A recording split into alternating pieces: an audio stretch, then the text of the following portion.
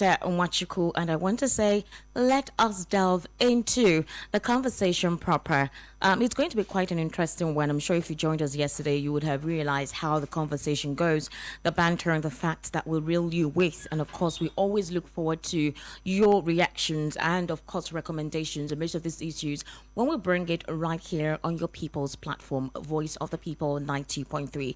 Meanwhile, we are streaming live on YouTube. So wherever it is, any part of the world, all you need to do is go to YouTube and, just click on voiceofthepeople.ng or Voice of the People 90.3, and you can be part of the conversation virtually. Also on the website, we're streaming live, www.voiceofthepeople.ng, and you can see us and virtually join the conversation wherever it is you are, any part of the world, and also send in your comments. And the topic today is continuing with the All Progressives Congress, a trailblazer or travel. And while we get into the conversation, I will tell you why we chose that topic this morning.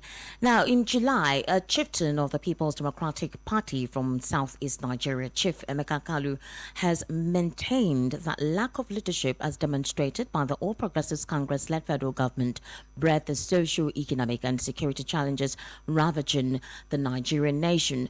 Emeka Kalu expressed his regrets by disclosing that political powers, which should serve as a platform for administering unity, love, and speedy development, have now become an instrument of corruption and marginalization. Kalu made his feelings known in an interview in Umuahia, the Abia state capital, on the heels of protests by many ethnic nationalities in the country over marginalization. The former governorship aspirant from Abia state further lamented the continued abuse of the federal character principles by the present administration, which stated that appointments are to be done based on equal and balanced representation from the 6 geopolitical zones of the country. He posited further that until Nigerians jettison undue sentiment of ethnicity and see Nigeria as collectively ours, there will be no positive impacts in leadership for the future generations to copy, except the government sincerely follows due process in recommending and appointing officers to occupy various federal offices, boards, commissions, and departments. Recall, like I said earlier, while I was introducing this statement, that it was made in July concerning the present administration. Now let us listen to the presidential candidate of the All Progressives Congress, Asiwaju Bola Ahmed Tinubu's address at the Arewa Joint Committee.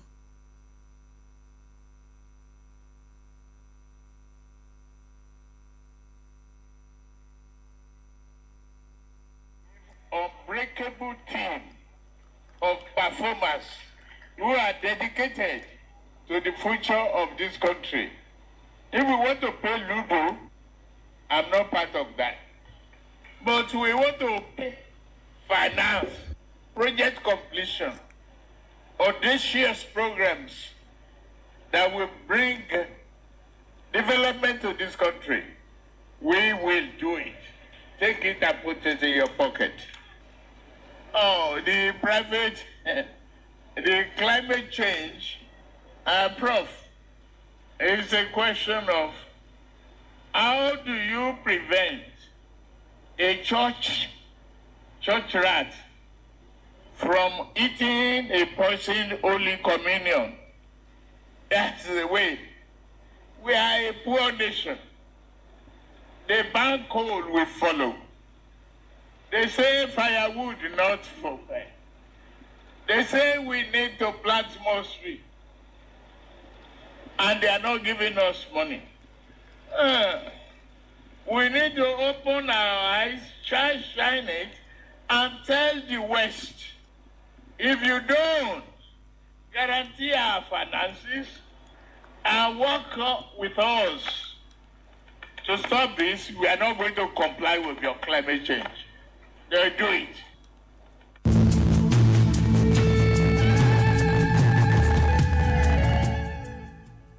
All right, let us also listen to him speaking to the Northern Pentecostal Christian leaders in Abuja. How do we battle hunger? How do we improve the security and eliminate killing of one another, shedding blood of innocent citizens? That's what we must take to the office, not our religion. When the shortlisted names came, I look at the character, their background, and everything. Yes, somebody who's so brilliant, so committed, who are during the crisis of Borno protected Christians. My intention is clear, not on religiosity. My intention is to develop this country, to bring prosperity, and have better qualification, better track record, better exposure, better vision than any of my mates. Why do we want to stay divided?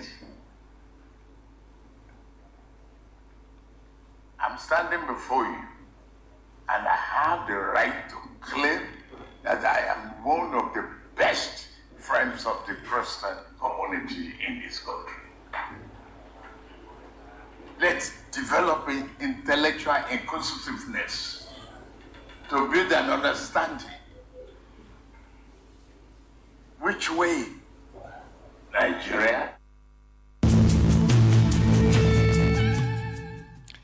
Quite amazing conversation right there. One of the audio recordings that you listened to was the statement, or rather the conversation he had at All Progressives Congress around the Arewa Joint Committee right there in Kaduna. And the second one was when he was addressing the Northern Pentecostal Christian leaders in Abuja. And that is the presidential candidate of the All Progressives Congress. And why are we having this conversation today? We're having this conversation today because I have with me in the studio, all right, he's a very interesting personnel. I would say he's also he's been quite I would say he's one of the urgent agitators for when you come to an ideal systematic process when it comes to governance and administration. And I'm going to properly introduce him. So let me start off with saying that I have with me in the studio Comrade Ayodele Adewale. He is a state organizing secretary, All Progressives Congress, Lagos State Chapter, the immediate past executive chairman, Amuwo Odofin local government. In fact, he became the youngest local government chairman way back in 2008. He is a strong believer of an ideal society. Welcome to the program, Comrade. Oh, thank you for having me. Good morning. Good morning. How are you? I'm good. Thank you so much. Okay, I can see you seem well prepared for business. Now, the conversation we're having today is continuing with the All Progressives Congress, a trailblazer or travel. I'm sure throughout yesterday or for 2 days now, the OPC has been trending. The presidential candidate has been trending based on his response to the climate change while he was having the, the address right on the Arawa committee. Also, the questions that a lot of Nigerians are asking is, with the situation they have gone through with this present administration, with President Muhammadu Buhari right now, people do not trust the All Progressives Congress. Based on reactions, based on comments, based on what is currently going on, especially when you look at some of the sectors that are quite hostile. And having to elicit the trust with the presidential candidate, Bola Ahmed Tinubu, is something I feel your party will have a lot to do. Now, there are conversations or reactions to say that he doesn't seem physically fit to lead the country because of the challenges Nigeria is currently going through. He has also reeled out his manifesto, I think, with the other presidential candidates on what they intend to do. He already said it here. I want to ask you a question, objectively speaking. Do you think he can carry on the mandate of leading the nation or leading this country in 2023 to the direction that everyone is clamoring for? Well, objectively, I would also tell you that the statement that you made that people are not happy with the APC is not true. It's not true? Okay. We don't generalize. All right. A lot of people, so many people, are inclined and are very happy with the programs of the APC, especially as it concerns their immediate interest. Our interests differ. That is not to say that we are yet to meet all of the yearnings of the people. There's so many work to do. It's work in progress. If you talk about people in the infrastructure of industry, any of them, if not all of them, are happy because they are cash into the banks. If you talk about the fintech industry, so many fintech technology have sprang up.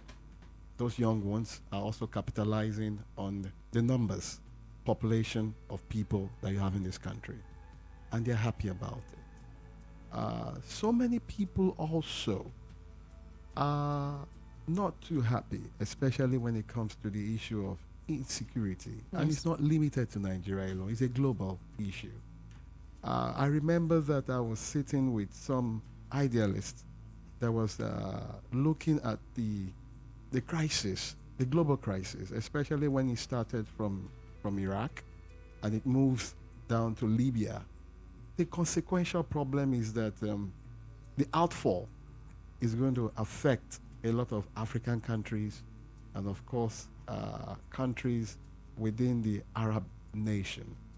Proliferation of arms are going to happen because these are things that follow up in a situation of war. And of course, we had our own share of it.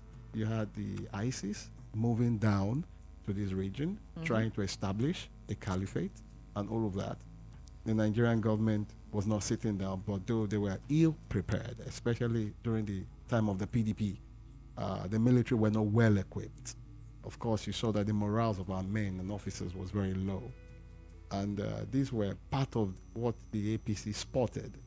And when they came on board, and a lot of these military hardwares, they are not off on the shelf items. You have to place order for it. And many of these orders do take nothing less than 8 to about 48 months before it's produced and you get it. But beyond that fact, the government was committed to facing it headlong. The spate of bombings was part of the first thing they rose up to challenge. And if you look at the spate of bombings when we were sworn into power and for what it is now, I can tell you that it has been totally eradicated. So what you now have is the guerrilla warfare part of it, when you have one or two persons or group of persons trying to make a statement through kidnapping and all whatnot. They are still tackling it. Even the rate of kidnapping, if you compare it to about 2 years ago, has come down, or it's not totally out of it. And this again will affect the totality of the growing economy. I'm moving away from that. We just go to infrastructure. Of course, you know, the biggest means of transportation to move both human and goods all across is rail system. The administration frontally embarked on that project, and they were able to connect various points of Nigeria together, if not for what happened around the Kaduna-Abuja corridor that really created a huge setback. But again, the government is not folding its hands. All right. I need to cut you short a little bit because the issues that we have on ground are issues that Nigerians actually want to be addressed as soon as possible. So based on talking about your principal's method of administration, I recall when he was the governor of Lagos State, yes, he had a good blueprint. He had a good map for Lagos State. I mean, when Governor Fashola took over, that was basically what he worked on, in creating an organized and beautified Lagos. But a lot of endemic issues sprung up. You had the thuggery situation, which a lot of people complained about while he was the governor of Lagos State at the time. There are also situations where they believe that he's monopolistic in nature, wanting to have a stake in every segment or every sector of the Lagos economy. I mean, that is basically the situation on ground. We are, objectively speaking, we're talking on facts. We're talking about clamors and cries on this program the people have called. And there is also that same feeling that if he becomes the president of the nation, that it could spread across every other state that makes up the Nigerian country. And people are saying that Nigeria does not belong to one person. It belongs to everybody. Then let's also talk about when he has attended some interviews or when he's been asked questions in passing concerning what his mandate would be and how he intends to foster a state of unity, because there are already situations concerning the Muslim ticket. Although he has addressed it's not about religion, it's all an inclusive government. But there is a lack of trust on the All Progressives Congress, especially with how he controlled Lagos when he was the governor. How would you break this barrier, this vacuum that is in the mind of other people or a lot of people? We're speaking based on persons who did not profit financially from his administration when he was the governor of this state and afterwards. We're talking about the common Nigerians who are groveling, who are going through severe conditions and the economic fallout with it. That's what I needed to respond to. Well, I would respond to your program, but Esther, you must understand that I'm not robotic. And I do not have a robotic brain. Okay. So when you're throwing your questions, we have to try to make them one. Okay, one by fine. one. Okay, and good. I don't have a pen or paper in front of me. Okay. But I would want you to simplify when you say he has stake in every sector of the Lagos economy. Maybe I'll try. Maybe I'll understand. All right. So when it comes to transportation, the model of transportation, when it comes to FIRS, when it also comes to the oil and gas industry or the oil and gas sector, when it also comes to aviation, these are sectors where it is believed that he has major stake in terms of, and especially some businesses. Let's also talk about the market structure where people go to buy consumables and domestic items, household items, where he, installs persons that owe allegiance to him. Let's also talk about the account department. These are several sectors where persons recommended by him are installed, and I need you to address that in regards to now he's no longer working for one state, he's working for the collective states that makes up the Nigerian populace. The question I'm asking is, how do we, or how will he and your team create that sense of trust that, okay, see, it's beyond just whatever it was that were his antecedents. He's not perfect. He made his own errors. He had his own mistakes. But it is about the collective achievement for a progressive nation. How do you intend to build that trust? Well, for the purpose of time, let me start by this. I would say that throughout my encounter with the press in the last about 26, 27 years of my lifetime, you are one of the very few peggheads that are very idealistic and having some ideological depth.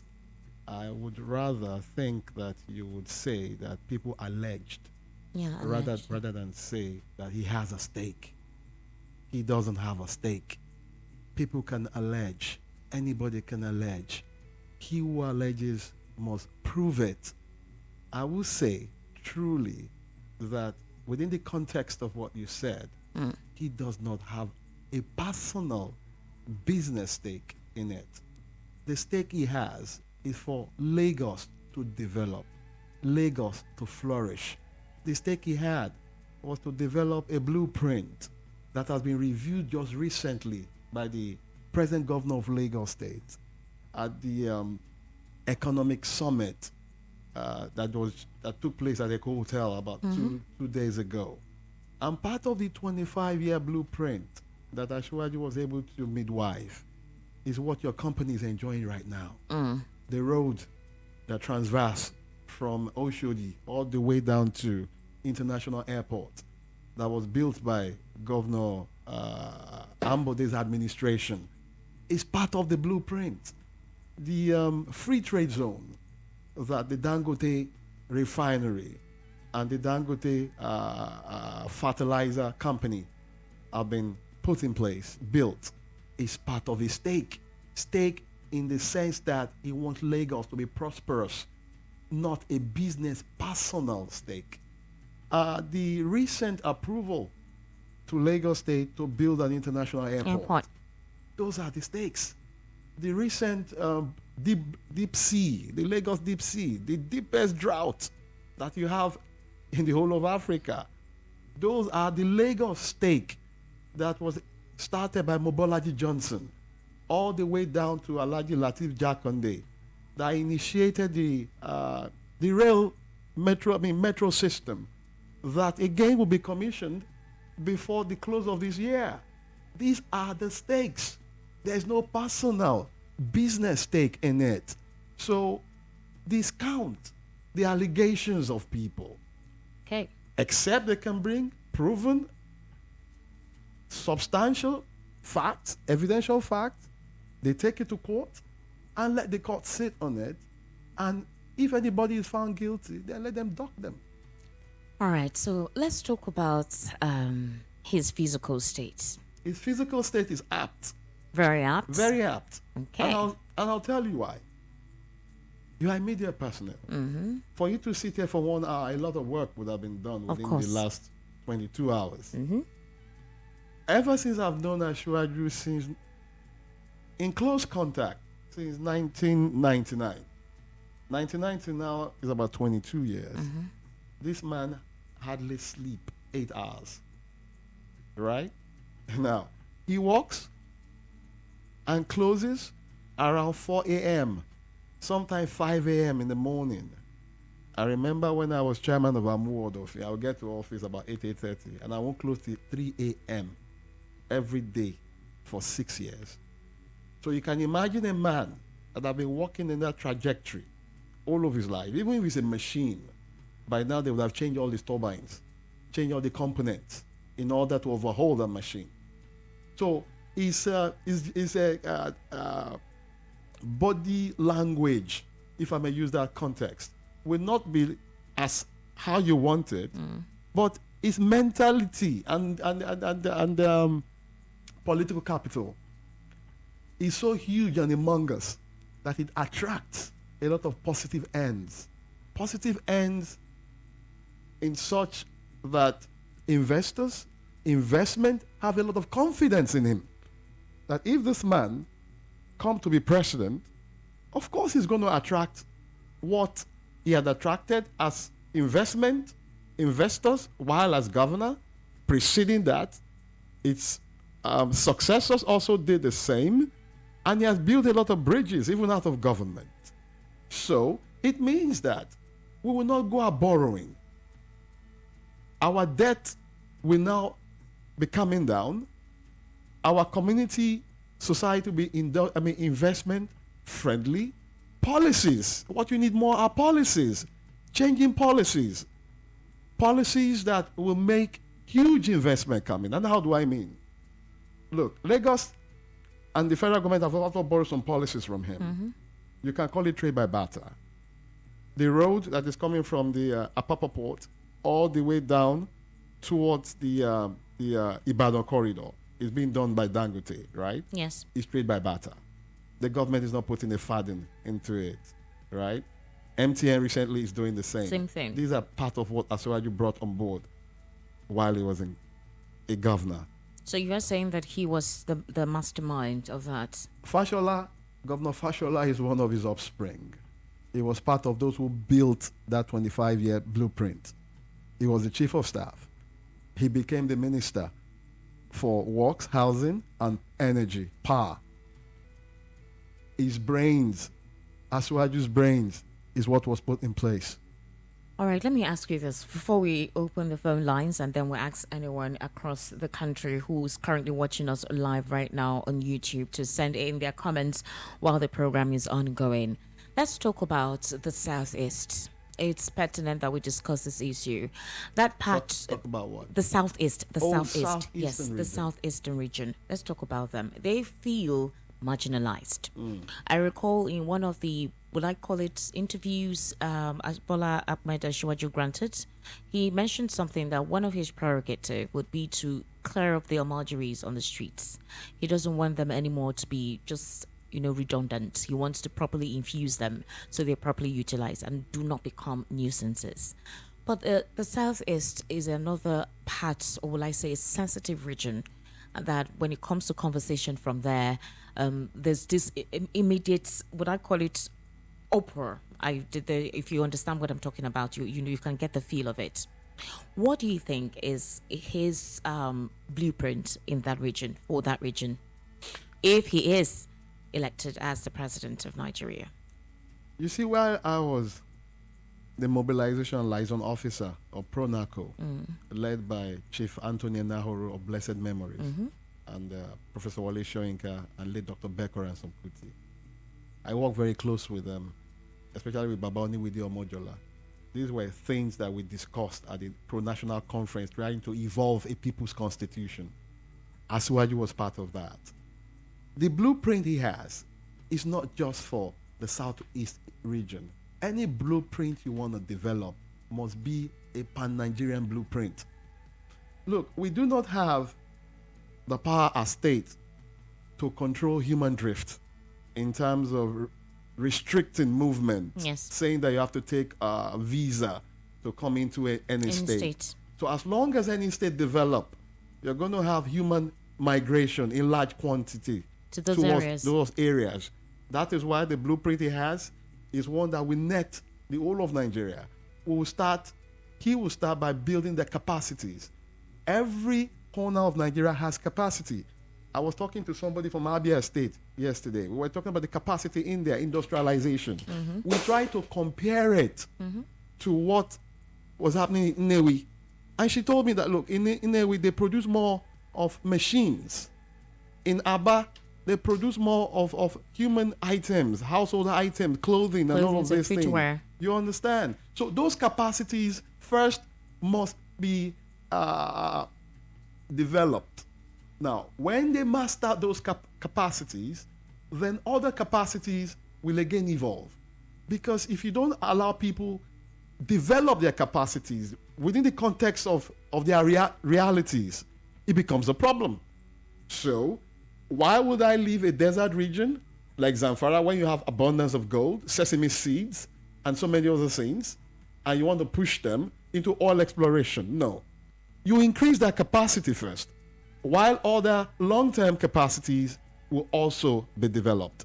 So those are part of Asiwaju's blueprint. Take, for instance, in Anambra State, while I was in the secondary school, we know that their cutoff mark was far higher than any other where. Why? Because they have more of very brilliant people. So I would expect that in that area, you will improve tech.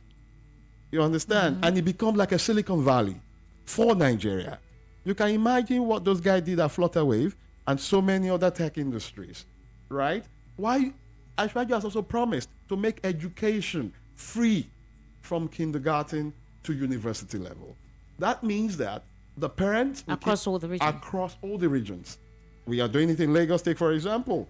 If you want to sit for WAEC, Lagos is not limiting free WAEC forms or opportunities to indigenes of Lagos. As long as you are a public school in Lagos, you are entitled to it. Even if you go to Lagos State University, the only thing they do is try to give a little bit of quantum quota to the indigenes. But the non-indigenes have also gotten enough, a lot. By the time you aggregate the numbers of the non-indigenes in Lagos State University together as a whole, it overrides the numbers of the indigenes. So what Asiwaju is going to do is to make sure that development are evenly spread so that people can stay wherever they are. They can move whenever they want to move, not because of greener pastures, perhaps because of tourism and trying to see the beauty in Nigeria. Okay. All right, you can be part of the conversation this morning. 0700 903 903 903. You can ask the comrade your questions. What are we talking about? We're talking about continuing with the APC, a trailblazer or a travel. This time around, we are talking about the campaigns already on. We have the All Progressive Congress candidate, Asiwaju Bola Ahmed Tinubu, giving his promises and reading out his blueprint for the entire nation. And we are saying that do not, relay or rather be partisan when it comes to objectively analyzing issues. Do not use whatever fallout this present administration has gone through towards, another individual who will be heading the All Progressives Congress. And so basically we have in the studio, Comrade, we need you to ask the questions, all right? 0700 903 903 903. You can also send us a WhatsApp message on 0700 903 9039. And of course on YouTube as well, you can put in your comments and we'll read it right on the program. Hello, good morning. Hello, Hello, good morning. good morning. Good morning. My name is Obina, calling from First Act. I'm one of you. All right, Obina, welcome to the program. Please, my question is to your guest. Is the spokesperson for his candidate of presidential candidate for APC, right? No, he is the secretary, APC Lagos State Chapter. I'm not secretary, organizing secretary. Oh, organizing secretary, rather. Okay, okay. My question is, when we come back at Hello? Hello? We can't get you. The connection is breaking. Hello? Oh, okay. We lost that connection. Please call back and ask your question. It is vital that you call back. 0700 903 903 903. 0700 903 903 903. You can also send us a WhatsApp message on 0700 903 9039. What are we talking about? Continuing with the APC, a trailblazer or travel? Hello, good morning. Hello, good morning. Good morning. This is Obinawane calling from Agbara. Obinawane, welcome to the program. Yeah, I want to speak with the guests in the studio. Okay. Hello, sir. Good morning, madam. No, it's a man. Good morning, sir. Oh, good morning, sir. It's a man. Sir, please, I want to understand you very well. How many hours do you say that the presidential candidate of the APC works in a day? I did tell you that out of 24 hours, he works nothing less than 18 hours, especially when I got to know him in 1999 as governor of Lagos State. Okay. Well, we would like to advise that is not a very good, healthy working hour. All right? Okay. Because of you have to, when you are working, you have to also maintain your health and be healthy, So, well, God help us, child, because as it is, we just need God intervention. All right. Thank you very much. Obinawane. Thank you for calling on the program. Those are the sacrifices you pay for development. All right. Thank you, Obinawane, for calling. 0700 903 903 903. 0700 903 903 903. Hello, good morning. Hello, good morning. Good morning. Good morning, good morning. Good morning. I can hear you. Name and location, please. Mr. Sunday from Lagos Island. Mr. Sunday from Lagos Island. All right. Yeah. Go ahead, Mr. Sunday. Please, I want to ask you again this question. I just have a lot of things that Tinubu have lying down for the development of Nigeria and Lagos as well. But I want to ask him, the area boys, Lagos is governed by South and area boys. What have we got? Because I remember, I was here 1999. So, I was Marwa was rule Lagos. Area boys was not in this way. But area boys they are the one governing Lagos now. Go to every area of Lagos. We find out that they collect money everywhere. Even to those cat pushers, even the hawkers, they collect money. And if you do not pay them, they harass. They do a lot of things to people. Even the load carriers, they do a lot of things. And nobody is talking anything about it. Look at the 3 million or 4 million mark the other day for APC. It was all of them are towns, area boys. None of them are normal human beings. So let's just say something. Thank you. Thank you for calling. Well, I was part of that match, and I want to believe that I'm not a tout. I often said, while I was in government as chairman of Amowo Odofin, in order to explain to people's understanding. You see, the word area boy in the 70s only means to depict that this person is a boy of this area. So I used to tell them, I'm a boy of my area. But We you're have a talking call. about legalism. All right. Okay. Hello. Good morning. Oh. Please, when you call, turn off the audio of your radio so we can hear you and there'll be no distortion. Hello. Good morning. Hello, good morning. Good morning. I'm calling from First Bank.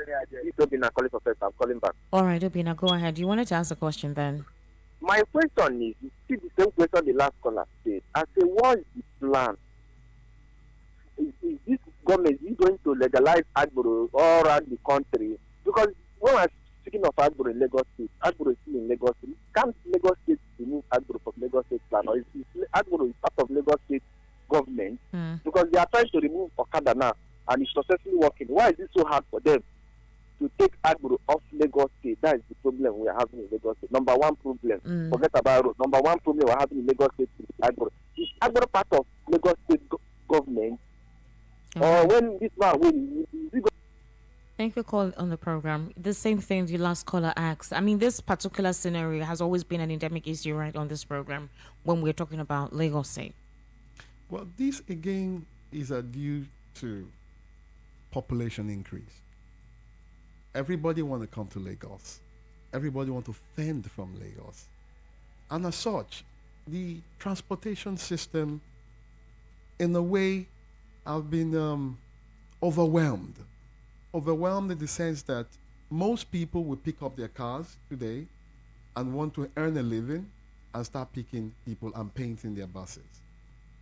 That is why the Lagos State government, through the Parks Committee that was just put in place and all that, even before then, I've been doing a lot to restrict vehicles in the parks. Now, these people that you see go to collect monies from the transporters, in every association, organization, there's something called capitation fee, union fee, right? If some members don't want to go into the park and believe they can junket all around, the union also will decide to adopt a system to go after their members to make them pay their union dues, just as we pay our taxes. If you're a worker and all that, the means of collecting those dues is what. Hello? Hello, good morning. Good morning. Yeah, my name is Elvis Mihele. Mr. Elvis, welcome to the program. Yeah, I'm listening to Comrade over there, and I've heard all this. The situation where other political parties are not allowed to hold their billboard and banner. So Mr. Elvis, is hello? Call it an allegation. Exactly. So apparently it seems like most of the agencies who have to give you permission to put out your billboard or put out your flyer, if it is not for the APC, any other political party, you're not granted the permission to do so. Maybe in some areas or in some communities that's what is experienced, but I don't want to think that is a permission from your principal. It could be, like you said, the hooligans. No. Let me explain something to you. There are some corners where you have private properties. Okay. Will somebody come and paste a poster on your office wall, and you will not call LASA to come and remove it or enforce that it is not pasted? Will people start defacing some monuments and landmarks in this name of campaign? I was just coming from Amuwodofi where I live. I can tell you that the largest amount of posters, banners that you have are from other parties. Okay. Hello, good morning. Hello. Good morning. God bless you. Thank you. Really, hello, where are you, please? My name is Bakari. Okay. Right now, I'm at RCC. I resided in Odu. Bakari, can you step away from where you are? There's a background noise that is interfering. I say my name is Bakari. Oh. Okay. I'm sorry, Bakari. That call, there's a background noise at the. We can't really hear what you're saying. No, Mr. Bakari is at work. He's at work. Apparently yes. So maybe he can just step somewhere better so we do not have that interruption. Hello, good morning. Hello, good morning. Hello, good morning. Good morning, Voice of the People. Good morning. Welcome to the program. Name and location. Thank you very much. Yes, my name. If he beats his chest and say he has all the things, let him put his heart into the ring like we sing. So that's my question for the comrade. Thank you. Thank you, Adrian, for calling on the program. Let me hear a response to the first one. First of all, there was a debate about a day or two ago in the north, organized by the Arewa leadership and all that. Ashwaji was there. Okay. Other candidates of their various parties were also there. You see, there are many invites to so many debates. The campaign team have to just select the one they can go and send representatives to others. It behoves on us to attend every debate. But as a human being, if you have about 300 organizations inviting you for a debate, do we have 300 days to the elections? And if we do have 300 days to the elections, he also have other things that he has to make sure that he does to win the elections and put his time to. Thank you. Hello, good morning. Hello, good morning. Good morning. Yeah, my name is Brother Zadema. Welcome to the program, Brother I'm calling you from Malaysia. All right, go ahead, please. My question to him, as a leader of a political party, when a comment like this was made, that if any Igbo refuse to vote, they will get themselves in Lagoon. As a leader, did he come up and make a comment like when the pillars of Obi attacking, Obi will open his mouth and say, please stop this. Again, who is the leader? Who is the ideology of Lagos that people will be refused? Again, who? When Igbos were attacked at Ojo Alaba, when they went for registration, did he open his mouth and say, please stop this? No, as Jonathan said, no Nigerian is worth of somebody's blood because of my ambition. Did anybody make that comment? When Igbos were attacked during the last election, did he open his mouth and say, please stop this thing? Don't shed somebody's blood because of me. These are the questions I want him to respond to. All right. Thank you, brother, for calling on the program. Again, I will advise people not to generalize. There was scruffle, disagreement between two people that engulfed into a fight. It does not presupposes that the Igbos were attacked. Look, I have first cousins in the Igbo nation. My auntie, Auntie Helen, she has children for him. Will I sit here and allow my relations to be attacked? I'm also Sekiri. I'm from the Boyo family. Will I allow people from the South to be attacked? I'm also one of the 16th generation of the progenitor of Lagos. Ogufuminiri. Will I sit down and allow my people to be attacked? Hello, good morning. It's not possible. Hello, good morning. Good morning. Good morning. Good morning. You are speaking with Ayodele Adewale from Idimu. Welcome to the program, Abedo. Thank you very much. Our guest speaker, thank you very much for telling them how Ashwaju was. Ashwaju was one of the best candidates in Nigeria right now. I would never lie to you. Ashwaju build Lagos State, make the government come to the people that don't have money to feed themselves. Let them know how we need to feed ourselves in Lagos. Then initially, Lagos State was 20 local governments. Ashwaju was the one that let it be 57 LCDA in Lagos State. Let the government come to you easily. Ashwaju was the one that do that. If you can be able to do that and sustain in Lagos State, and Lagos State has been the number one in Nigeria up to date, number one in Africa up to date, I believe in Ashwaju that it's good to do it in the world, and it's good to do it in Nigeria to make Nigeria proud. All right. Then by saying you do this, you do that, Ashwaju have never been in government since after he left the governor. He has never do anything in government. He's just the leader of the party, and keep on it, working on it on a daily basis. Up to date, Ashwaju is still the best in Nigeria. All right, thank you very much. Candidates are up to Ashwaju. Thank you very much. Thank you. So it's about 37 LCDAs that were created to governments. And we are gradually coming to a wrap on the program. It's almost 2 minutes to wrapping up the program. I'd like you to tell us precisely what would be your closing statements. My closing statement is that people stop generalizing. All right. Let's be very objective. You see, when you generalize, you are only fanning and the statement of Ashwaju to Atiku is just banter. is a banter between two friends. Yeah. That, I've supported you. Come support me now. Step down for me now. How far? You two, I'm not going to step down. We go. Those are banters. I would like you to also reiterate something. This Who was the father of the day when President Buhari's son was getting married? They play, they do businesses together, they relax together. So the following must be very careful not to hit the system. The conduct that is embedded to running the system so that we don't foul ourselves. All right. My name is Esther Wachuku. The conversation, I would say, has been quite interesting, but I would like to tell us something. Please, while we go about supporting our various presidential candidates or senatorial representatives, let us remember something, that most of these opposing political parties are in good terms. They're not fighting, they're not quarreling, they're good family members. So we following, or we who actually pitching our tent with any of this presidential organized objectively follow things through, and not to lose. We will lose. I will lose. We would lose. All right. So till tomorrow, where we get to start another conversation right here on Voice of the People.